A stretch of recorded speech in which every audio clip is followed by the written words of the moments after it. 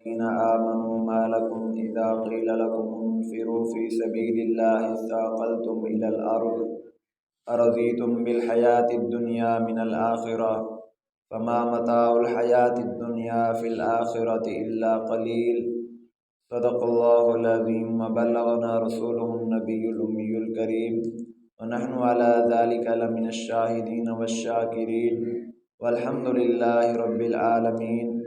اللہ رب العزت نے قرآن پاک کی ان آیتوں کے اندر ایمان والوں کو، مسلمانوں کو ایک سوال کیا ہے، مالکم، اے ایمان والو کیا ہو گیا تم کو جب تمہیں کہا جاتا ہے کہ نکلو اللہ رب العزت کے راستے میں جہاد فی سبیل اللہ کے لیے، اثاقلتم الی الارض، تو تم زمین کو چپک جاتے ہو، یعنی نہیں نکلتے جہاد کی طرف، ارضیتم بالحیات الدنیا۔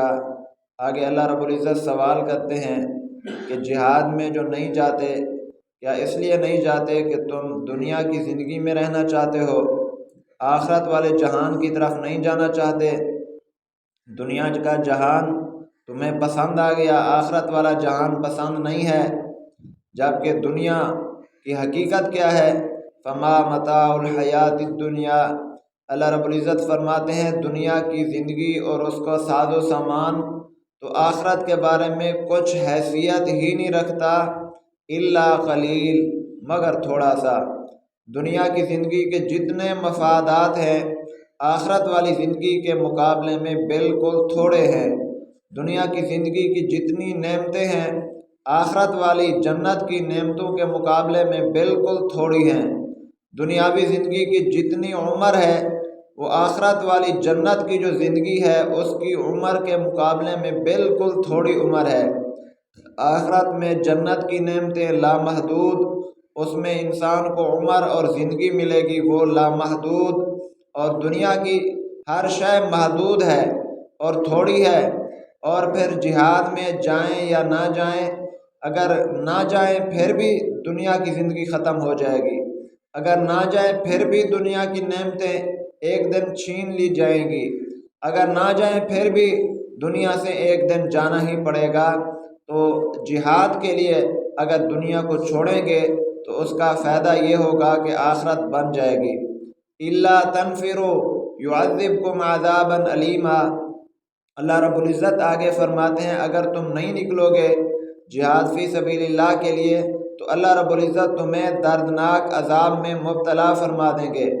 وَيَسْتَبْدِلْ قَوْمًا غَيْرَكُمْ، دردناک عذاب سے کیا مراد؟ یعنی تمہاری آزادی چھین لی جائے گی، کافر لوگ تمہارے اوپر مسلط ہو جائیں گے۔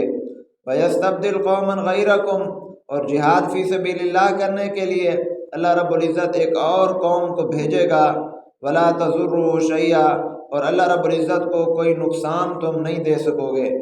اگر مسلمان دنیا میں رہ کر جہاد کرے گا تو اسی کا فائدہ ہوگا، پوری دنیا پر وہ قابض ہو جائے گا، پوری دنیا میں آزادانہ زندگی گزارے گا، اور اگر شہید ہوگا تو جنت میں جائے گا۔ اور اگر جہاد نہیں ہو کرے گا تو اس میں نقصان اللہ کا نہیں ہے، نقصان خود مسلمان کا اپنا ہے کہ وہ مقبوض ہو کے رہے گا، غلام ہو کے رہے گا، غلامی والی زندگی گزارے گا۔ واللہ علی کل شیء قدیر، اللہ تعالیٰ تو ہر شے پر قادر ہے۔ الا تنصروہ فقد نصرہ اللہ، آگے اللہ رب العزت مثال بیان فرماتے ہیں۔ اللہ رب العزت فرماتے ہیں ہمیں آپ کی کچھ بھی ضرورت نہیں ہے، اللہ رب العزت نے اپنے دین کی، اپنے نبی کی نصرت اور مدد جو کی ہے وہ صرف ایک آدمی تھا نبی کے ساتھ، اس وقت اللہ رب العزت نے مدد کر کے دکھائی ہے۔ اذ ہما فی الغار، جب وہ دونوں غار میں تھے اس وقت نبی کے ساتھ صرف ایک آدمی تھا، تو اللہ رب العزت نے فانزل اللہ سکینتہ علیہ، اس پر اپنا سکون نازل فرمایا، وایدہ بجنود لم تروہا، ایسے لشکر نازل فرمائے جن کو تم دیکھ ہی نہیں سکتے، یہ فرشتوں کے لشکر تھے۔ تو وجعل کلمۃ الذین کفروا السفلی، اللہ تعالیٰ فرماتے ہیں کہ اس وقت صرف دو آدمی تھے، ایک نبی اور صدیق، ان کی اللہ نے ایسی مدد کی کہ کافروں کو نیچے کر دیا، زیر کر دیا۔ وَكَلِمَةُ اللَّهِ الْعُلْيَا، اللہ رب العزت کا کلمہ دین بلند ہو گیا۔ واللہ عزیز الحکیم، اللہ تعالیٰ غالب ہیں، حکمت والے ہیں۔ تو اللہ رب العزت نے مسلمانوں کو ان آیتوں کے اندر سمجھایا ہے کہ اللہ رب العزت کے دین کی مدد کے لیے، مسلمانوں کی مدد کے لیے تم نکلو جہاد فی سبیل اللہ کے لیے۔ آج جہاد فی سبیل اللہ کے لیے مسلمان حکمرانوں کے ذہن میں جو سب سے پہلا اشکال آتا ہے وہ یہ ہے کہ ایک مسلمان ملک پر جب حملہ ہو تو دوسرا مسلمان ملک یہ سمجھتا ہے کہ اس حملے کا جواب دینا میری ذمہ داری تو نہیں ہے، یہ تو دوسرے ملک کا معاملہ ہے، یہ تو دوسری قوم کا معاملہ ہے۔ جبکہ رسول پاک صلی اللہ علیہ وسلم کی زندگی اور سیرت اور صورت دیکھیں تو آپ صلی اللہ علیہ وسلم کے ہاں ایسا نہیں تھا۔ آپ صرف مدینہ کے لیے نہیں لڑتے تھے، صرف اپنے شہر مکہ کے لیے نہیں لڑتے تھے، صرف اپنے مدینہ والے رشتہ داروں اور قوم کے لیے نہیں لڑتے تھے، صرف اپنے مکہ والوں کے لیے نہیں لڑتے تھے، بلکہ آپ صلی اللہ علیہ وسلم کو اللہ نے پوری دنیا میں اپنا دین غالب کرنے کے لیے بھیجا۔ اس لیے آپ صلی اللہ علیہ وسلم جیسے مکہ میں کافروں سے لڑے، مدینہ میں کافروں سے لڑے، اسی طرح آپ صلی اللہ علیہ وسلم تبوک میں جا کر بھی کافروں سے لڑے، حنین میں جا کر کافروں سے لڑے۔ آپ صلی اللہ علیہ وسلم اور صحابہ کرام کی لڑائی ایران میں ہوئی کافروں سے، کیسر و کسرا میں ہوئی کافروں سے، شام میں کافروں سے لڑائی ہوئی۔ کہاں مکہ اور مدینہ یہ نبی کے اپنے علاقے تھے، اور کہاں ایران اور شام، کہاں کیسر و کسرا، اور یہ اتنا دور جا کے لڑے کہ حضرت امیر معاویہ رضی اللہ تعالیٰ عنہ کے دور میں یہ لڑائی اتنا پھیلتی گئی کافروں کے ساتھ، اتنا پھیلتی گئی کہ 64 لاکھ مربع میل تک مسلمان مدینہ سے جا کر دور لڑائی کی انہوں نے کافروں کے ساتھ، یعنی آدھی دنیا تک مسلمان پھیل گئے لڑائی کرنے کے لیے، کافروں سے لڑنے کے لیے، مسلمانوں کا دفاع کرنے کے لیے۔ تو اس لیے اللہ رب العزت نے جب اپنے نبی کو صرف مکہ مدینہ نہیں، لِيُظْهِرَهُ عَلَى الدِّينِ كُلِّهِ، اللہ نے پوری دنیا میں تمام دینوں پر غالب کرنے کے لیے رسول پاک صلی اللہ علیہ وسلم اور آپ کے صحابہ کو بھیجا۔ اور دوسری وجہ یہ ہے کہ آپ صلی اللہ علیہ وسلم نے فرمایا پوری دنیا کے مسلمان کا جسد واحد، ایک جسم کی طرح ہے۔ وہ شمال میں، مغرب میں، جنوب میں، مشرق میں، جہاں بھی مسلمان ہو، وہ مشرق مغرب کا کونا یا کوئی حدود اس میں نہیں ہے، وہ صرف ایک ہی جسم ہے۔ اگر جسم کے کسی حصے کو تکلیف ہو تو سارے جسم کو تکلیف ہوتی ہے۔ اور تیسری بات یہ ہے کہ اگر آج ہمارے اوپر کوئی خدا نخواستہ حملہ کر دے تو کیا ہماری سوچ بھی یہی ہوگی کہ صرف ہمارے قریب والے مسلمان ہمارا دفاع کریں؟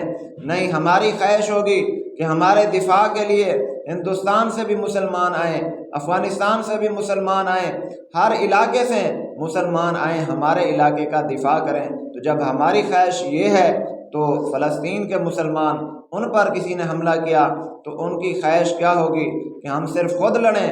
ان کی بھی یہی خواہش ہوگی کہ پاکستان سے بھی مسلمان ہمارا دفاع کرنے کے لیے آئیں، افغانستان سے بھی، سعودیہ سے بھی، ہر اسلامی ملک سے لوگ آئیں ہمارا دفاع کرنے کے لیے، تو ان کی بھی یہی خواہش ہوگی۔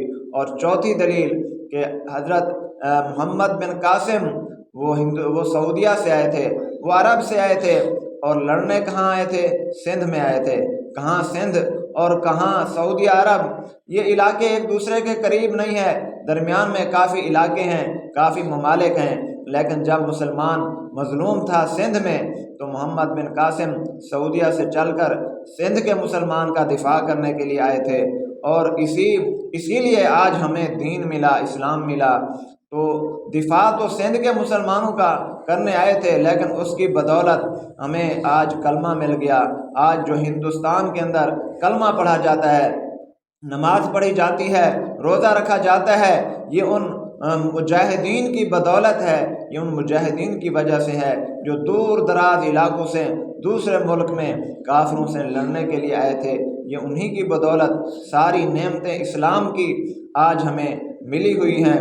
تو ہندوستان تو ایک ایسا علاقہ تھا، یہاں ہندو رہتے تھے، اس لیے اس کو کہتے بھی ہندوستان ہے، لیکن آج ہندوستان میں دین کے مراکز، اسلام کے مراکز، مساجد، مدارس، تبلیغی جماعتیں، دینی جماعتیں یہ سارا دین کا نظام چل رہا ہے، یہ اسی محمد بن قاسم جو مجاہد تھا اسی کی آنے کی بدولت یہ سارا کام ہو رہا ہے۔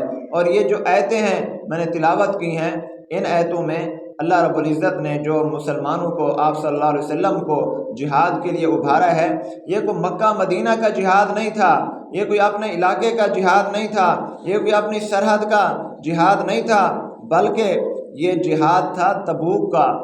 تبوک کے مقام پر جانا تھا آپ صلی اللہ علیہ وسلم کا، یہ اتنا لمبا سفر شام کی سرحد کے قریب جانا تھا۔ اللہ رب العزت نے یہ آیتیں نازل فرمائی اور پیغمبر صلی اللہ علیہ وسلم کو ادھر جہاد کے لیے جانے کا اور مسلمانوں کو جانے کا حکم دیا ہے۔ تو اللہ رب العزت سے دعا ہے کہ اللہ تعالی ہمارے حکمرانوں اور ہماری عوام کا جہاد کے بارے میں نظریہ ان کو صحیح رکھنے اور عمل کرنے کی توفیق نصیب فرمائے۔ وآخر دعوانا الحمد للہ رب العالمین۔